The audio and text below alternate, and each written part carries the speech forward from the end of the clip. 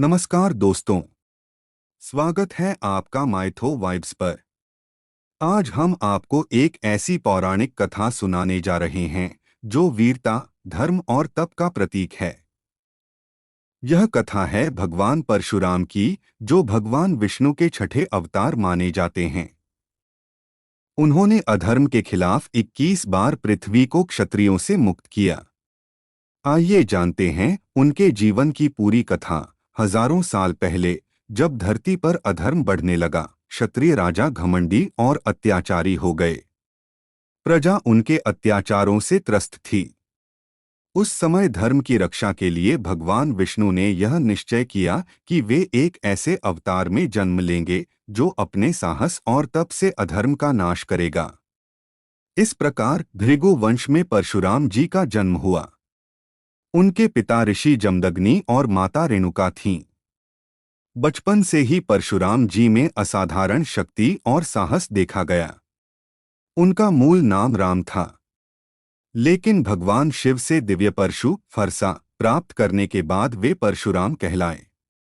परशुराम जी ने अपनी शिक्षा महर्षि विश्वामित्र और भगवान शिव से प्राप्त की। शिव जी ने उन्हें दिव्य शस्त्रों और अजेय युद्ध कौशल का ज्ञान दिया। इसी के साथ उनका उद्देश्य था धर्म की रक्षा करना और अधर्म का नाश करना। परशुराम जी के पिता ऋषि जमदग्नि अपने समय के एक महान ऋषि थे। उनके पास कामधेनु गाय थी जो इच्छानुसार भोजन और संपत्ति प्रदान कर सकती थी।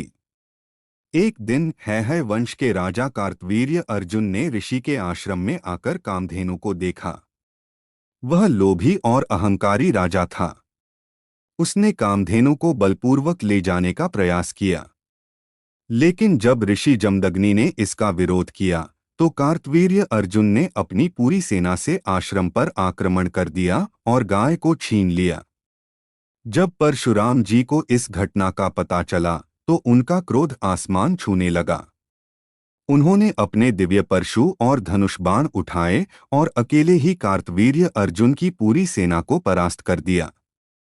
अंत में उन्होंने कार्तवीर्य अर्जुन का वध कर दिया और कामधेनु को वापस ले आए।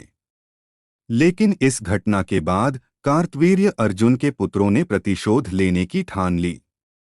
उन्होंने परशुराम जी की अनुपस्थिति में उनके पिता ऋषि जमदग्नि की हत्या कर दी। जब परशुराम जी घर लौटे तो उन्होंने अपनी मां रेणुका को रोते हुए देखा। पिता का शरीर क्षतविक्षत पड़ा था। यह देखकर परशुराम जी का क्रोध फूट पड़ा।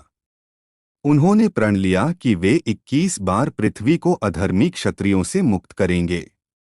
परशुराम जी ने एक एक करके उन सभी क्षत्रियों का वध किया जिन्होंने अधर्म का साथ दिया था। उनकी वीरता और साहस ने धर्म की रक्षा की। इतनी हिंसा के बाद परशुराम जी को अपनी शक्ति का अहंकार होने लगा।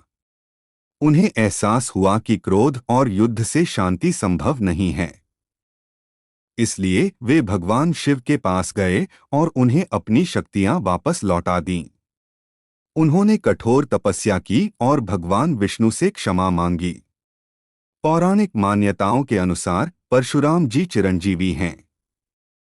वे आज भी धरती पर हैं और कलियुग में धर्म के पुनर्स्थापन के लिए भगवान कल्कि को शिक्षा देने आएंगे।